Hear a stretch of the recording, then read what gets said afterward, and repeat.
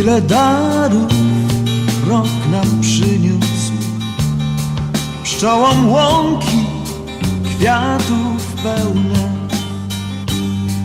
ludziom dał łany zbóż, zbożom dał pełen kłos, przykrył pola łachtą śniegu, aby zimą odpoczęło. Myślisz ty, myślę ja, co nam rok miniony daje. To był rok, dobry rok.